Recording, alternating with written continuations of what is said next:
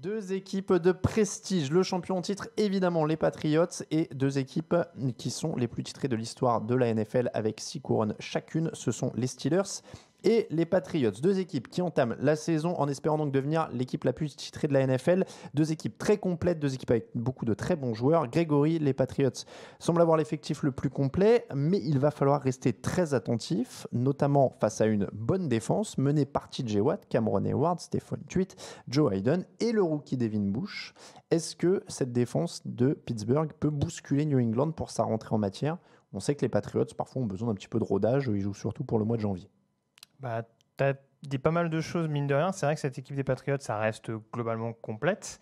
Maintenant, il ne faut pas oublier qu'en attaque, il y a quand même pas mal d'ajustements à faire. Alors, on sait que le backfield offensif va rester le même, avec notamment le trio Sonny Mitchell, James White et le rookie Damien Harris qui devrait piquer quelques snaps à Rex Burkhead, notamment sur les short yardage.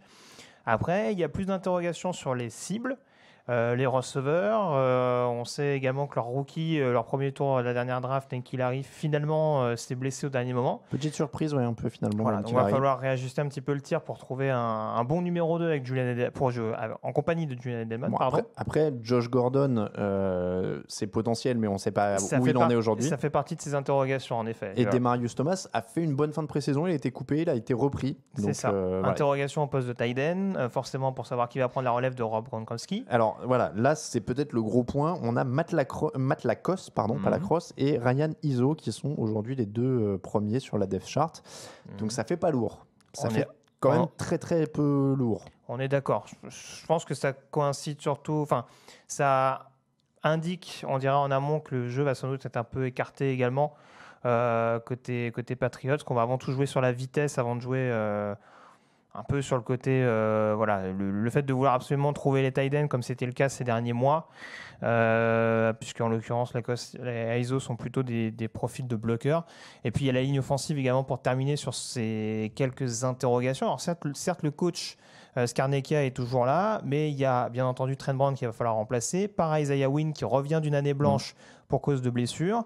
On a eu les soucis de santé également de David Andrews il y a quelques jours de ça au poste de centre, donc il faut voir si Russell Bodin, qui arrive de Cincinnati, va réussir à vraiment bien s'intégrer. Malgré tout, ça fait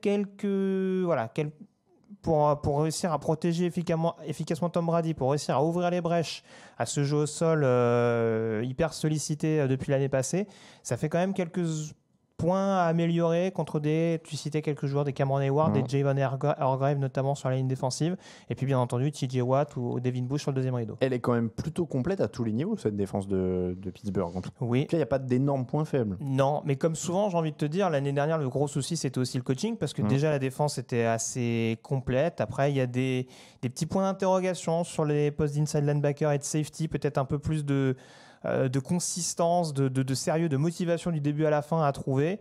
Et puis également savoir si Keith Butler s'est remis en question efficacement, lui qui était extrêmement critiqué l'année dernière, notamment sur les troisièmes tentatives avec des schémas un petit peu farfelus.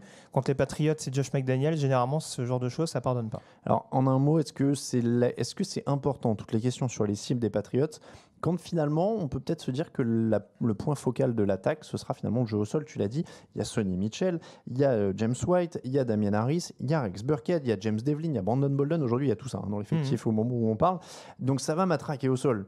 Il y a de fortes chances. Du côté de New England, c'est ça. Évidemment, il n'y a pas le star power, Tom Brady, etc. Mais aujourd'hui, le point focal, c'est le jeu au sol.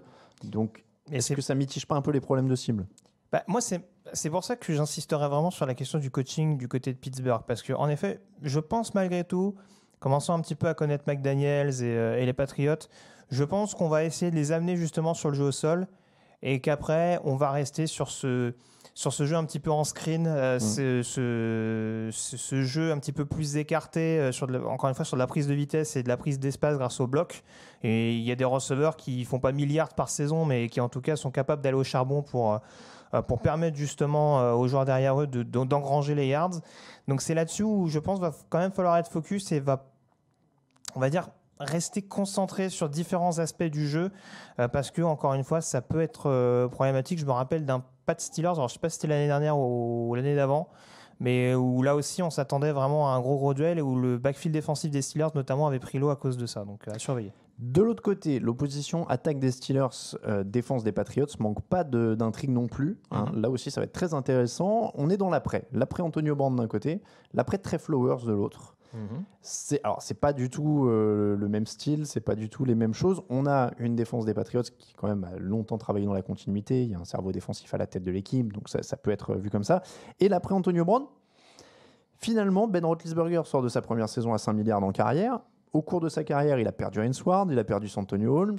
Est-ce que finalement, on devrait s'inquiéter et pourquoi il aurait plus de mal à se relever de la perte d'Antonio Brown que des précédentes? Même si Antonio Brown est à un niveau au-dessus de des joueurs cités, on est d'accord.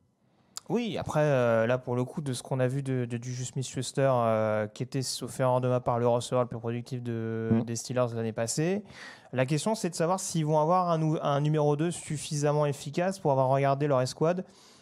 Il y a Dante Moncrief qui a fait des bons passages à Indianapolis et Jacksonville, avec à peu près, il a déjà fait des saisons à 600-700 yards, donc ça peut faire l'affaire dans l'attaque des Steelers et avec le jeu, avec le jeu profond qu'affectionne tout particulièrement Roethlisberger.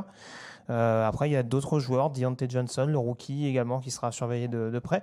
Il y a des cibles quand même, James Washington également. James Washington a fait une bonne pré-saison aussi. Exactement, et qui lui aussi, en termes de menaces aériennes sur le jeu profond, va pas faire tâche. Donc non, malgré tout, il y aura quand même pas mal de cibles à surveiller. Je ne m'inquiète pas tant que ça par rapport à l'absence d'Antonio Brown. Après, il y a quand même des clients, mine de rien, pour les contrecarrer, parce que certes Patrick Chung, leur safety, sera absent, mais en l'occurrence il y a quand même un backfield assez fourni entre les Gilmore, les McCourty, J.C. Jackson qui va prendre une année en plus, Jujuan Williams, leur deuxième tour de draft, qui sera sans doute sollicité, je pense, dans cette rencontre. Donc non, ça fait quand même, mine de rien, quelques petites interrogations également à surveiller. J'ai pas cité Doran Harmon qui a fait l'interception de la victoire, notamment il y a 2 ans, j'ai toujours un doute. L'interception de la victoire à Pittsburgh. À Pittsburgh, pardon, oui. New England était 21e sur les points encaissés l'an dernier, sur les yards encaissés, 7e sur les points encaissés. Est-ce qu'il faut s'attendre encore à ce genre de philosophie de défense qui plie mais qui rompt pas? C'est compliqué à dire parce que l'année dernière, on a vraiment vu, à mon sens en tout cas, une défense à 2 visages avec un début de saison où vraiment la défense n'était pas trop dans le coup, notamment sur le jeu au sol. Où ça va être un point à surveiller, et c'est surtout en déplacement où on sentait cette petite fébrilité, mine de rien. Donc on va voir très clairement si tout ça est oublié, sachant que Belichick reprend la main. Alors on ne sait jamais s'il la cède totalement non plus, parce que ce soit avec Matt Patricia ou Brian Flores, j'ai pas dans l'idée qu'ils faisaient tout de leur côté sans que Bill Belichick soit au courant. Et en tout cas, oui, ça va être. On va voir s'ils vont vraiment poursuivre dans cette lancée-là. Ou si on va recommencer à retomber dans des petits altermoiements. Si tu me permets, je ne sais pas si tu allais en parler, mais une clé fondamentalement, ça va être la ligne offensive des Steelers, qui a quand même perdu Mike Munchak en tant que coach. Donc il y a quand même quelques petits ajustements à surveiller. Ils ont perdu leur tackle droit également, Marcus Gilbert. Et puis de l'autre côté, une défense des Pats, tu le disais, qui perd Trey Flowers, qui va récupérer quand même un petit peu de menace sur le pass rush avec le retour de Jamie Collins. Et il y a Michael Bennett aussi. Et il y a Michael Bennett, bien entendu, qui est très expérimenté et qui a un volume de jeu assez conséquent malgré son âge avançant. Donc non, ça peut être quelque chose à surveiller parce que c'est 2 points où on ne sait pas trop où en sont les 2 escouades.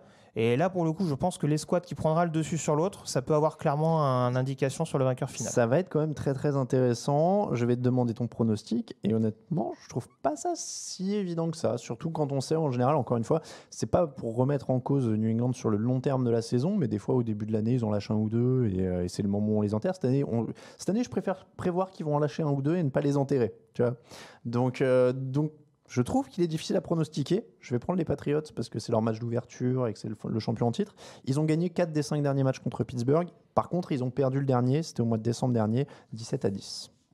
Écoute, on va sans doute me trouver lourd là-dessus, mais j'ai quand même la sensation sur les derniers Patriots Steelers que Tomlin perdait un petit peu le fil. J'ai la sensation et je pense que ça peut être au détriment des Steelers de nouveau, avec une victoire d'une courte tête de la part de New England.